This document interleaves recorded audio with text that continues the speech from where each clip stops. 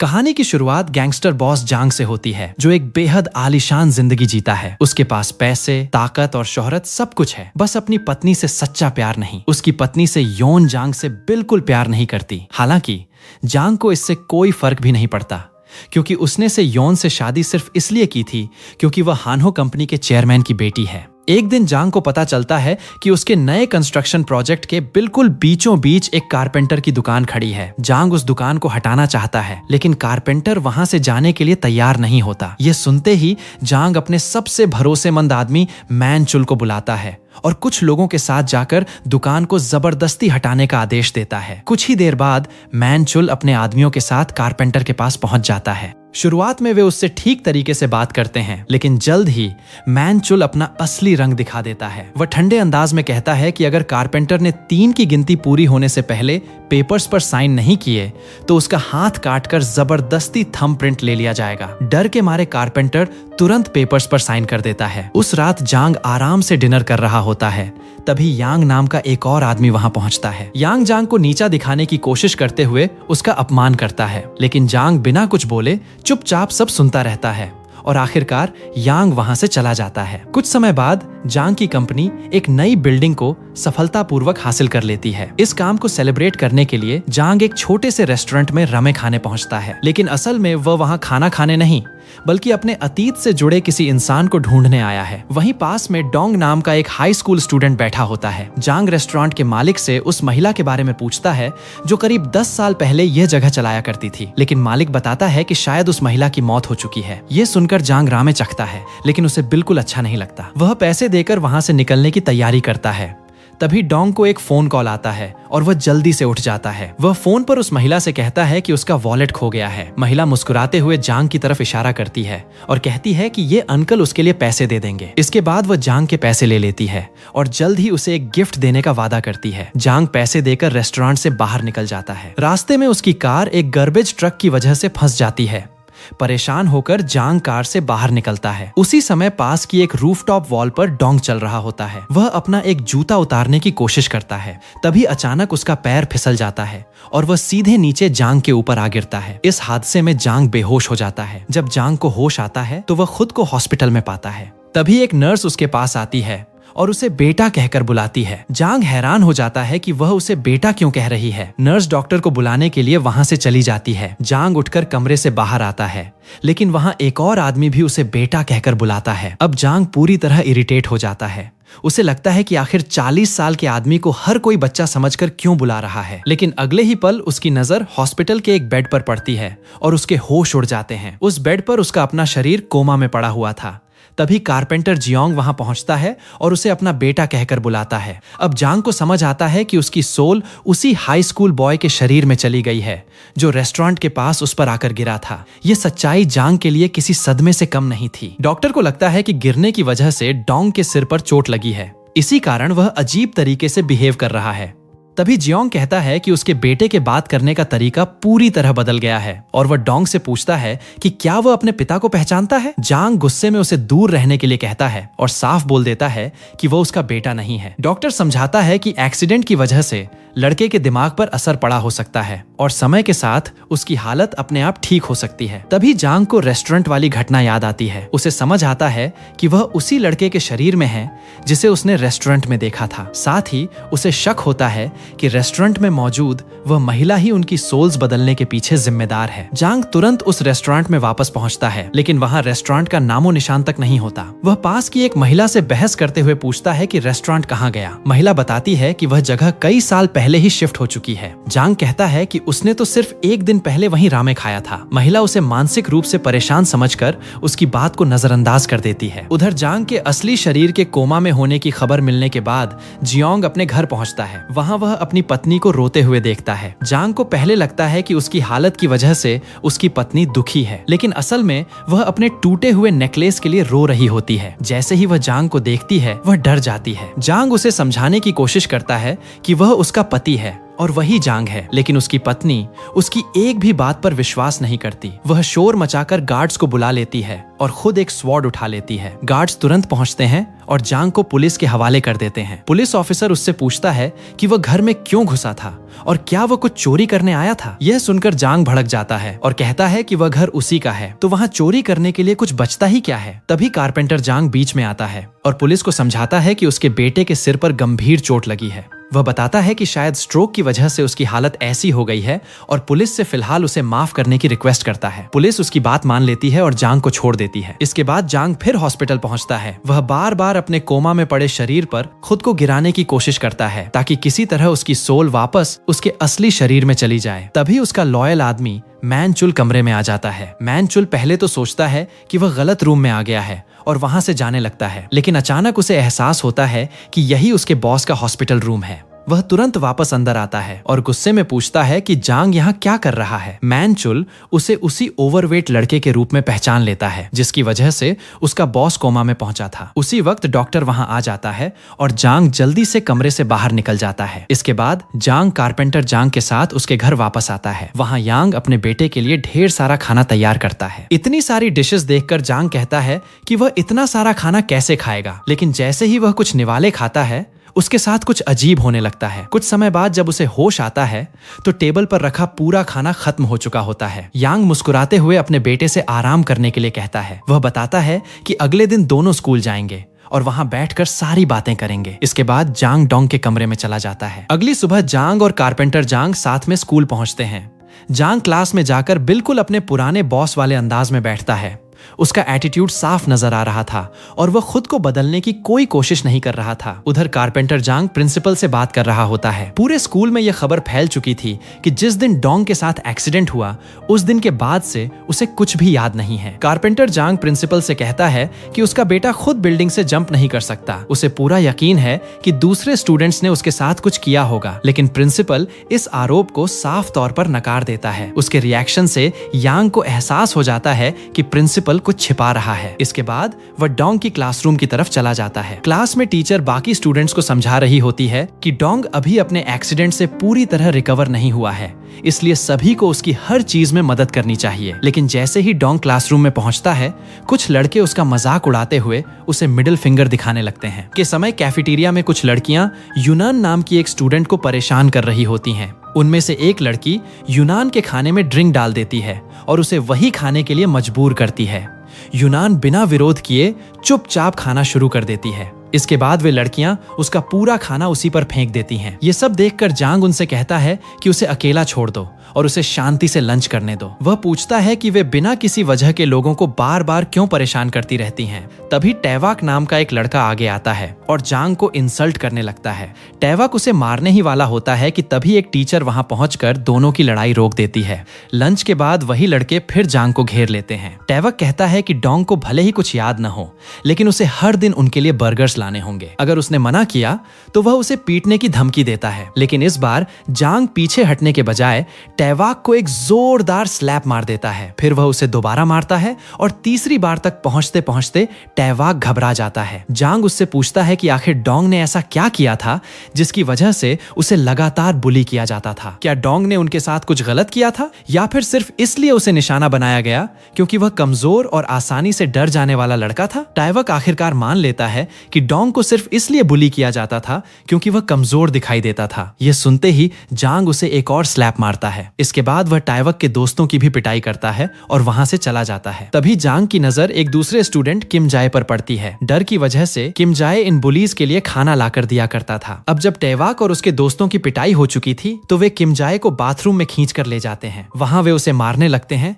और धमकी देते हैं कि अगर उसने किसी को कुछ बताया तो उसके लिए और भी बुरा होगा। इतना ही नहीं, वे उसे अपमानित करने के लिए उसका वीडियो रिकॉर्ड करके बाद में ब्लैकमेल करने का प्लान भी बनाते हैं। तभी अचानक जांग पीछे से वहां पहुंचता है और उन सभी को जमीन पर गिरा देता है। वह टैवाक का फोन उठा लेता है। फोन चेक करने पर उसे कई ऐसी फोटोज मिलती हैं जिनमें डोंग को बुली किया जा रहा था। जांग एक बार फिर टैवाक को स्लैप करता है और कहता है कि वह उसका फोन बाद में वापस कर देगा। घर लौटने के बाद जांग उस फोन को ध्यान से चेक करता है। तभी उसे एक ऐसा वीडियो मिलता है जिसमें डोंग डोंग के एक्सीडेंट वाले दिन की पूरी घटना रिकॉर्ड हुई थी। वीडियो में बुलीज ने यूनान को एक एंटेना पर लटका रखा था और डोंग को उसे बचाने के लिए एक दीवार पर चलने के लिए मजबूर किया था। यूनान को बचाने की कोशिश करते हुए डोंग का बैलेंस बिगड़ जाता है और वो नीचे गिर जाता है, और यही वो हादसा था जिसके कारण डोंग सीधे जांग के ऊपर आ गिरा था। अब जांग को आखिरकार समझ आ जाता है कि उस दिन असल में क्या हुआ था। उधर तैवक के गैंग का लीडर तैवक और उसके दोस्तों की पिटाई कर रहा होता है। वो इसलिए गुस्से में था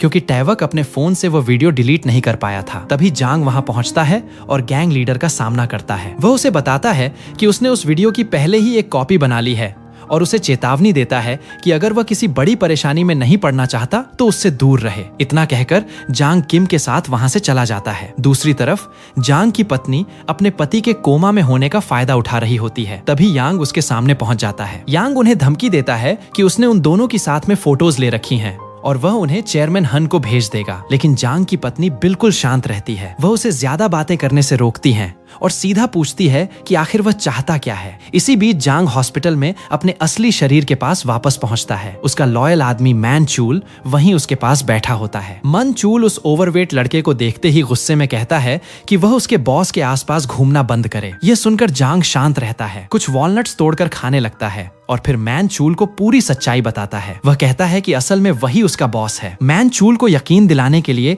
जांग उसे कई ऐसी पर्सनल बातें बताता है जिन्हें सिर्फ जांग ही जान सकता था। आखिरकार मैन चूल को यकीन हो जाता है कि उसके सामने खड़ा लड़का सच में उसका बॉस जांग ही है। खाना खत्म करने के बाद जांग उससे पूछता है कि वह उसके शरीर की रखवाली क्यों कर रहा है। मैन चूल बताता है कि ऐसी खबर फैल रही है कि यांग हॉस्पिटल में ही जांग को मरवाना चाहता है। इसी वजह से वह उसके शरीर की सुरक्षा करने के लिए यहाँ बैठा हुआ है। अगले दिन स्कूल में जांग की अचानक एक लड़की से टक्कर हो जाती है जो जल्दी जल्दी चल रही होती है। उसके हाथ से एक टेडी बेयर नीचे गिर जाता है। जांग टेडी बेयर उठाता है और उसे वापस देने के लिए लड़की के पीछे दौड़ता है। वह लड़की यूनह होती है। यूनह जांग को देखकर पूछती है कि क्या उसकी सच में मेमोरी चली गई है, क्योंकि अब वह उसे पहचान तक नहीं रहा। तभी यूनह की माँ वहां पहुंचती है। उसे देखते ही जांग के होश उड़ जाते हैं। वह और कोई नहीं बल्कि जांग की पहली लव माई सुन होती है। माई सुन उसे खुशी से ग्रीट करती है और कहती है कि वह कितना बड़ा हो गया है। जांग भी बिना सोचे उससे पूछ बैठता है कि वह यहाँ क्या कर रही है, लेकिन माई सुन उसे उसके नाम से बुलाने पर डांटती है और कहती है कि उसमें बिल्कुल मैनर्स नहीं है। इसके बाद वह मजाक में उसे मारने लगती है और वहां से भगा देती है। जांग को मी सुन के साथ अपना पुराना रिश्ता याद आने लगता है। उसके मन में सवाल उठता है कि क्या मी सुन ही यूएह की माँ है, और अगर ऐसा है तो फिर यूएह का पिता कौन हो सकता है। अपना शक पक्का करने के लिए जांग स्कूल में चुपके से यूएह के बालों का एक स्ट्रैंड ले लेता है। बाद में डीएनए टेस्ट से पुष्टि हो जाती है कि यूएह उसकी अपनी बेटी है, वही लड़की जिसे स्कूल में लगातार बुली किया जा रहा था। यह सच्चाई जानकर जांग गुस्से से भर जाता है। अगले दिन वही लड़कियां फिर यूएह को परेशान करने लगती हैं। वे उस पर अपनी लिपस्टिक चुराने का आरोप लगाती हैं और उसका बैग चेक करने के लिए मजबूर करती हैं। ये देखकर जांग बीच में आता है और कहता है कि लिपस्टिक उसी ने चुराई थी। वह कहता है कि उसे लिपस्टिक चाहिए थी लेकिन उसे पसंद नहीं आई, इसलिए उसने उसे फेंक दिया। इस तरह जांग यूएह को बचा लेता है। लेकिन जब वो अपनी बेटी को रोते हुए देखता है तो उसका गुस्सा और बढ़ जाता है। वह मान चूल को उन लड़कियों की फोटो दिखाकर कहता है कि उन्हें ऐसा सबक सिखाओ कि वे दोबारा किसी को परेशान करने की हिम्मत न करें। यहाँ तक कि वह उनकी हड्डियां तोड़ने का ऑर्डर भी देता है, लेकिन मान चूल साफ मना कर देता है। वह जांग को याद दिलाता है कि वे सिर्फ हाई स्कूल की लड़कियां हैं और इतनी कम उम्र में उनके साथ ऐसी वायलेंस करना सही नहीं होगा। वह जांग को सलाह देता है कि यूनह को यह प्रॉब्लम खुद स्कूल में हैंडल करनी चाहिए। यह बात समझ आने के बाद जांग म्योंग सुन से मिलने जाता है। म्योंग सुन को बिल्कुल अंदाजा नहीं होता कि उसके सामने खड़ा यह लड़का उसकी पहली लव की सोल लेकर घूम रहा है। उसके लिए वह सिर्फ डोंग होता है। जांग उसे पूरी सच्चाई बताता है और यह भी बताता है कि स्कूल में टीचर्स तक बुलिंग को इग्नोर कर रहे हैं। ये सुनकर म्योंग सुन बेहद परेशान हो जाती है और खुद को हेल्पलेस महसूस करती है। वह जांग को ब्लेम करते हुए कहती है कि उसे बिल्कुल अंदाजा नहीं है कि वह और उनकी बेटी किन हालातों से गुजर रही हैं। अपनी बात पर हुए इस क्रिटिसिज्म को सुनकर जांग उससे वादा करता है कि वह स्कूल में सब कुछ संभाल लेगा। उधर जांग की पत्नी यांग के साथ हाथ मिला चुकी होती है। जांग की पत्नी अपने पिता चेयरमैन हन को बताती है कि जांग ने बहुत बड़ा फाइनेंशियल स्कैम किया है। वह इसके सबूत के तौर पर कई डॉक्यूमेंट्स भी सामने रख देती है। दूसरी तरफ जांग फैसला करता है कि उसे अपनी बेटी की रक्षा भी करनी है और इस लड़के के शरीर को दोबारा मजबूत बनाने में भी उसकी मदद करनी है। इसलिए वह जिम में सीरियसली ट्रेनिंग शुरू कर देता है। म्योंग सुन भी यूं को वहीं भेज देती है। शुरुआत में यूं साफ मना कर देती है। वह कहती है कि उसे फाइटिंग सीखने में कोई इंटरेस्ट नहीं है और वहां से जाने की कोशिश करती है, लेकिन मैन चूल का नया ट्रेनर उसे रोक लेता है और दोनों को ट्रेनिंग देना शुरू कर देता है। कुछ ही दिनों में यूं एक अच्छी फाइटर बन जाती है। वहीं दूसरी तरफ जांग का वजन भी कम होने लगता है और वह दोबारा फिट हो जाता है। जब वह वापस स्कूल पहुंचता है तो उसकी बदली हुई पर्सनैलिटी और फिटनेस देखकर हर कोई हैरान रह जाता है। लड़कियां उसे देखकर हैरान होती हैं और लड़कों की नजरें भी उसी पर टिक जाती हैं। स्कूल के बाद जांग यून के साथ घर जाता है। वहां उसे अपनी बेटी की बहुत सारी फोटोज दिखाई देती हैं। जांग उसकी बचपन की एक फोटो उठाता है और उसे अपने फोन में सेव कर लेता है। इसी बीच दिन भर काम करने के बाद कारपेंटर जोंग अपनी मजदूरी लेकर घर की तरफ जा रहा होता है। रास्ते में अचानक कुछ आदमी उसे घेर लेते हैं। पता चलता है कि जोंग ने 2 साल पहले उनसे पैसे उधार लिए थे और अब वे लोग उसे पीट कर पैसे वापस मांग रहे हैं। तभी जांग वहां पहुंच जाता है और उनका सामना करने की कोशिश करता है, लेकिन उसके गार्ड्स बीच में आ जाते हैं और खुद मार खाते हुए उसे बचाते हैं। गैंग का लीडर जोंग को वार्निंग देता है कि उसके पास 1 हफ्ते का समय है जिसमें उसे 80 मिलियन वन वापस करने होंगे। धमकी देने के बाद वे लोग वहां से चले जाते हैं। जांग देखता है कि कारपेंटर जोंग बेहोश हो चुका है। बाद में मान चूल अकेले उस गैंग के हाइडआउट पर पहुंचता है। वह सभी को हरा देता है और उन्हें सख्त वार्निंग देता है। मन छूल उन्हें याद दिलाता है कि जोंग ने 2 साल पहले सिर्फ 5 मिलियन वन उधार लिए थे। वह धमकी देता है कि या तो वे ये डेट कम करें वरना उन्हें गंभीर कॉन्सिक्वेंसेस का सामना करना पड़ेगा। डर के कारण गैंग लीडर उसकी बात मान लेता है। उधर जांग कारपेंटर जोंग के लिए खाना तैयार करता है। अपने बेटे को इस तरह उसकी केयर करते देखकर जोंग भावुक हो जाता है। वह खुशी से बताता है कि गैंग ने उसका डेट पहले ही कम कर दिया है। बाद में स्कूल में जांग अपनी बेटी की फोटो को बड़े प्यार से देख रहा होता है। तभी वही लड़कियां फिर यून को परेशान करने के लिए उसके पास आती हैं, लेकिन इस बार यून बिल्कुल नहीं डरती। वह उनका सामना करती है, उन्हें पीटकर साफ वार्निंग देती है कि दोबारा उसे परेशान करने की कोशिश न करें। अपनी बेटी को इतना स्ट्रांग देखकर जांग को गर्व महसूस होता है। इसके बाद वह आइसुन के रेस्टोरेंट में जाता है और उसे सारी सच्चाई बताता है। आइसुन ये सच सुनकर खुश होती है और उसके लिए रामें लेकर आती है। वह जांग को खाते हुए देखकर कहती है कि उसे किसी पुराने इंसान की याद आ रही है। फिर वह कहती है कि इन दिनों जांग उसे यून के पिता की याद दिलाता है। तभी कुछ कस्टमर्स आइसुन को टीज करना शुरू कर देते हैं। ये देखकर जांग तुरंत गुस्से में आ जाता है। वह उस आदमी का सामना करता है और बात जल्दी ही लड़ाई तक पहुंच जाती है। जांग मिसुन को किचन में जाने के लिए कहता है और उन लोगों का अकेले सामना करता है। वह उनमें से एक को पकड़कर गुस्से में पूछता है कि उसने उसकी वुमन को छूने की हिम्मत कैसे की। जांग उसे बुरी तरह पीटने लगता है। मिसुन तुरंत बाहर आती है और जांग को रोक देती है क्योंकि उसे डर होता है कि कहीं वो आदमी गंभीर रूप से घायल न हो जाए। इसके बाद माइसुन जांग से पूछती है कि वो असल में कौन है और उसे बार बार अपनी वुमन क्यों कह रहा है। आखिरकार जांग उसे पूरी सच्चाई बता देता है। वो बताता है कि उसकी सोल इस लड़के के शरीर के अंदर फंस गई है। शुरुआत में माइसुन को उसकी बात बिल्कुल इम्पॉसिबल लगती है, लेकिन जांग उसे अपने बारे में ऐसी निजी बात बताता है जिसे सिर्फ उसका असली पति ही जान सकता था। यह सुनकर आइमिसुन हैरान रह जाती है। वह उससे पूछती है कि दोनों पहली बार कहाँ मिले थे और उनका ब्रेकअप कहाँ हुआ था। जांग उसके हर सवाल का सही जवाब देता है। फिर जांग उससे पूछता है कि जब वे आखिरी बार मिले थे तब उसने अपनी प्रेगनेंसी के बारे में उसे क्यों नहीं बताया था। वह कहता है कि अगर उसे उस समय यह बात पता होती तो वह उसे कभी छोड़कर नहीं जाता। अब माइसुन को यकीन हो जाता है कि उसके सामने खड़ा यह लड़का सच में जांग ही है। वह उससे पूछती है कि वह अब वापस क्यों आया है, लेकिन माइसुन साफ कहती है कि उसकी नजर में योन एन उसकी बेटी नहीं बल्कि सिर्फ उसकी बेटी है क्योंकि उसने उसे अकेले पाला है। वह यह भी बताती है कि उसने जांग को इसलिए छोड़ा था क्योंकि वह एक गैंगस्टर था। इसके बाद अम्मी सुन जांग से चले जाने के लिए कहती है। जांग के पास वहां से जाने के अलावा कोई रास्ता नहीं बचता। उसके जाने के बाद अम्मी सुन को उनकी आखिरी मुलाकात याद आती है। उस दिन वह जांग को अपनी प्रेगनेंसी के बारे में बताने वाली थी, लेकिन उससे पहले ही जांग ने उसे छोड़ दिया था क्योंकि उसने पैसे के लिए चेयरमैन की बेटी से शादी करने का फैसला कर लिया था। उस पुराने बेट्रायल को याद करके माइसुन फिर से गुस्से से भर जाती है। अगले दिन स्कूल में जांग यून एन के पास बैठा होता है। तभी एक अमीर लड़का वहां आता है और यून एन को अपनी बर्थडे पार्टी में इनवाइट करता है। यह सुनकर यून एन हैरान होने के साथ साथ अंदर ही अंदर खुश भी हो जाती है क्योंकि वह उस लड़के को पसंद करती है। जांग जैसे ही यह देखता है वह चुपचाप वहां से उठकर चला जाता है। उधर मिसुन अभी भी पुरानी बातों में उलझी हुई होती है। तभी जांग उसे मैसेज करके मिलने के लिए बुलाता है। अगले दिन यून एन उस अमीर लड़के की विल्ला में बर्थडे पार्टी के लिए पहुंचती है। वहीं स्कूल की कुछ परेशान करने वाली लड़कियां उसके बारे में गॉसिप करने लगती हैं। वे उसका मजाक उड़ाते हुए कहती हैं कि उसे खुद भी नहीं पता कि उसे इस पार्टी में क्यों बुलाया गया है। उनकी बातें जांग का एक स्कूल फ्रेंड सुन लेता है। इसी बीच आमी सुन जांग से मिलने पहुंचती है। जांग उससे अपने अतीत में किए गए हर गलत काम के लिए माफी मांगता है। वह कहता है कि उसे अपने किए पर शर्मिंदगी है और वह फिर से आइमी सुन के साथ रहना चाहता है, लेकिन आइमी सुन मना कर देती है। वह कहती है कि यह पॉसिबल नहीं है और जांग को याद दिलाती है कि वह पहले से मैरिड है। पास खड़े लोग यह सुनकर हैरान रह जाते हैं। इतनी कम उम्र के लड़के को ऐसी सिचुएशन में देखकर वे आपस में बातें करने लगते हैं। माइसन वहां से जाने लगती है, लेकिन जांग अचानक उसे रोककर किस कर देता है। माइसन उसे जोरदार स्लैप मार देती है। वहां मौजूद भीड़ यह सब देखकर हैरान और कंफ्यूज्ड रह जाती है। इसके बाद माइसन जांग को पकड़कर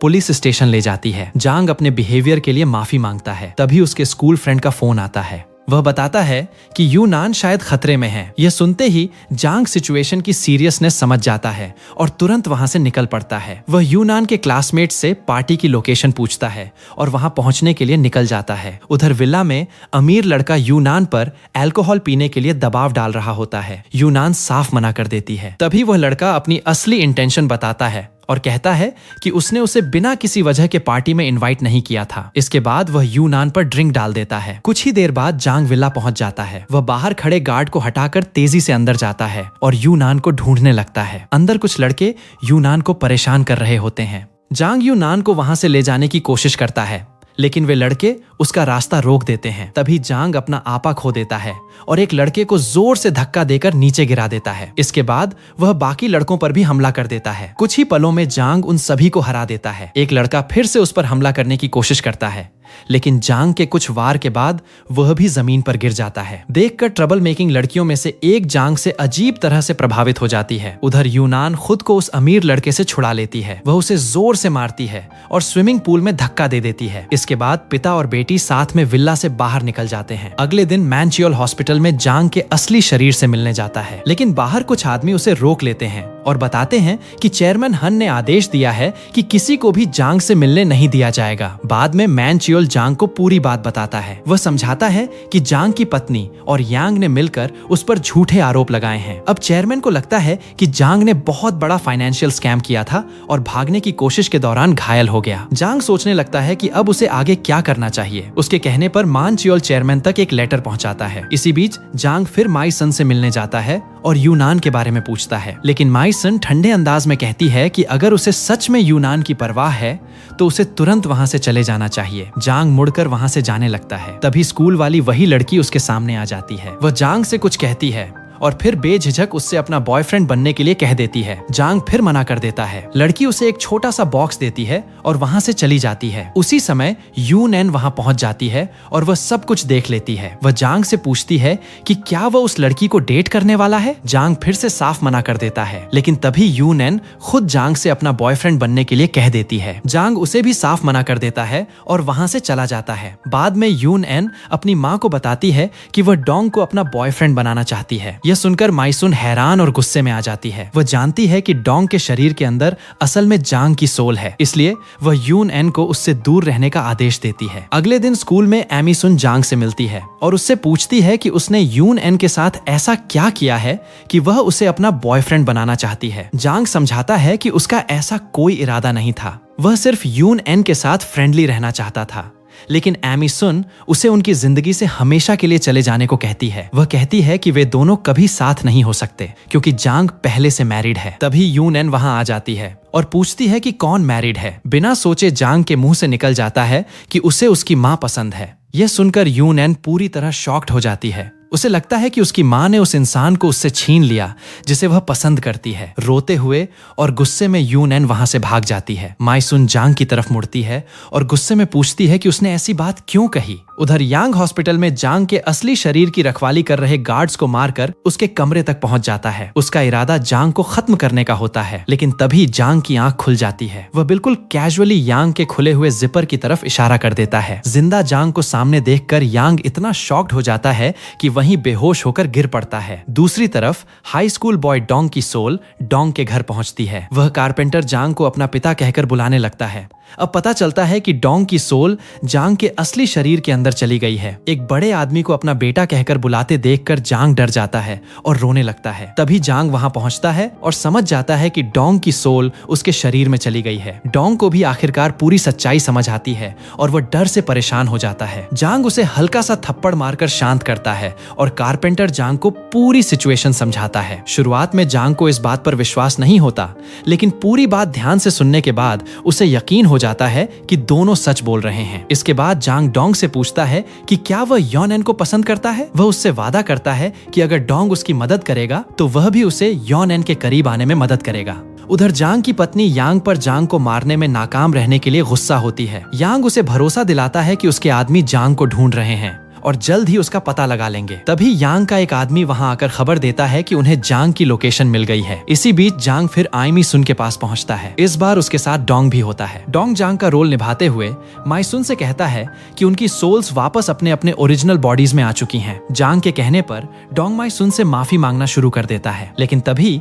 यांग अपने आदमियों के साथ वहां पहुंच जाता है। उन्हें देखते ही डोंग घबरा जाता है और डर के मारे टूटने लगता है। माइसुन तुरंत समझ जाती है कि असल में क्या हो रहा है। जांग जल्दी से डोंग और माइसुन दोनों को किचन में भेज देता है और डोंग से कहता है कि वह माइसुन को अंदर ही सुरक्षित रखे। इसके बाद जांग बाहर मौजूद गुंडों का सामना करने लगता है। यांग उन्हें सिर्फ हाई स्कूल के लड़के समझकर कम आंकता है, लेकिन कुछ ही पलों में जांग सभी अटैकर्स को हरा देता है। ये देखकर यांग और ज्यादा गुस्से में आ जाता है और अपने सबसे ताकतवर फाइटर को जांग के सामने भेजता है। दोनों के बीच लंबी और जबरदस्त फाइट शुरू हो जाती है। कड़ी लड़ाई के बाद आखिरकार जांग उस ताकतवर फाइटर को हरा देता है। तभी यांग पीछे से जांग पर हमला करता है और उसकी गर्दन पर नाइफ रखकर उसे तुरंत सरेंडर करने के लिए कहता है। उसी वक्त आइमी सुन वहां आ जाती है। वह गैस सिलेंडर चालू कर देती है और हाथ में लाइटर लेकर यांग को धमकी देती है कि अगर उसने 3 तक गिनने से पहले वहां से जाने से इनकार किया तो वह गैस में आग लगा देगी और सबको खत्म कर देगी। ये सुनकर यांग डर जाता है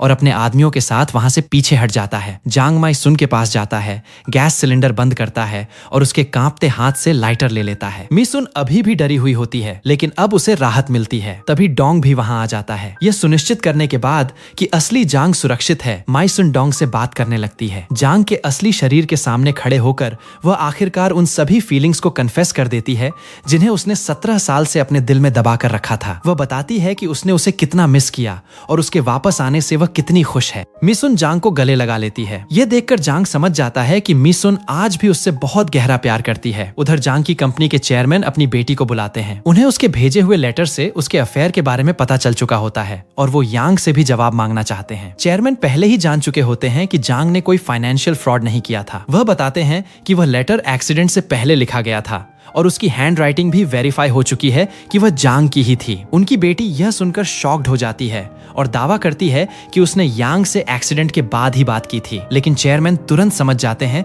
कि उनकी बेटी उनसे झूठ बोल रही है। उन्हें उसके अफेयर की सच्चाई भी पता चल जाती है। इसी दौरान जांग और डोंग चेयरमैन को पूरी सिचुएशन समझाते हैं। डोंग जांग बनकर चेयरमैन के सामने जाता है, जबकि असली जांग पास खड़ी कार से रेडियो के जरिए उसे इंस्ट्रक्शंस देता रहता है। चेयरमैन फैसला करते हैं कि उनकी बेटी को उनकी संपत्ति में से कुछ भी नहीं मिलेगा। गुस्से में जांग की पत्नी बताती है कि जांग की एक बेटी भी है और उस पर दूसरी औरत के साथ अफेयर रखने का आरोप लगाती है। यह सुनकर चेयरमैन जांग से सवाल करते हैं, लेकिन टेक्निकल ग्लिच की वजह से डोंग रेडियो पर जांग की बातें सुन नहीं पाता, इसलिए डोंग खुद ही सच बता देता है। वह स्वीकार करता है कि जांग की एक बेटी है, लेकिन उसे इस बारे में एक्सीडेंट के बाद ही पता चला था। वह यह भी कहता है कि अगर चेयरमैन उसे कंपनी से निकालने के बदले कॉम्पेंसेशन नहीं देना चाहते तो भी उसे कोई फर्क नहीं पड़ता, क्योंकि अब वह अपने परिवार के साथ रहना चाहता है। चेयरमैन को इस बात पर गुस्सा नहीं आता। यह देखकर जांग की पत्नी हार मानकर वहां से चली जाती है। इसके बाद चेयरमैन जांग से कहते हैं कि अब वह जो चाहे कर सकता है। डोंग खुशी खुशी वहां से निकल जाता है, ये सोचकर कि आखिरकार सब कुछ ठीक हो गया है। बाहर डोंग की मुलाकात असली जांग से होती है और वह राहत महसूस करता है कि अब यह पूरी सिचुएशन खत्म हो चुकी है। लेकिन तभी जांग की पत्नी गुस्से में डोंग पर हमला कर देती है। जांग डोंग को बचाने के लिए उसे पीछे धकेल देता है, लेकिन इसी दौरान एक कार जांग को टक्कर मार देती है और वह गंभीर रूप से घायल हो जाता है। उसे तुरंत हॉस्पिटल ले जाया जाता है। माइसन और ओ नान भी वहां पहुंचती हैं। जब ओ नान जांग के असली शरीर को देखती है तो वह अपनी माँ से पूछती है, माँ यही मेरे डैड है ना? आपने उनकी फोटो मुझसे क्यों छिपाई? मैंने फिर भी उन्हें देख लिया। डोंग के शरीर में मौजूद जांग जवाब देता है, हाँ मैं तुम्हारा पिता हूँ। ओ नान पूरी तरह कंफ्यूज्ड हो जाती है और सोचने लगती है कि आखिर हो क्या रहा है। उसे यहाँ तक शक होने लगता है कि कहीं उसकी माँ ने उसके फ्रेंड से शादी तो नहीं कर ली। इसी दौरान बात करते करते जांग अचानक बेहोश हो जाता है। उसी समय जांग के शरीर के अंदर मौजूद डोंग भी बेहोश हो जाता है। कुछ देर बाद जांग को ऑपरेटिंग रूम में होश आता है। उसके सामने वही रामे रेस्टोरेंट की मालिक महिला खड़ी होती है। अब जांग समझ जाता है कि उसकी सोल बदलने के पीछे उसी महिला का हाथ था। वह रहस्यमयी महिला जांग से आराम करने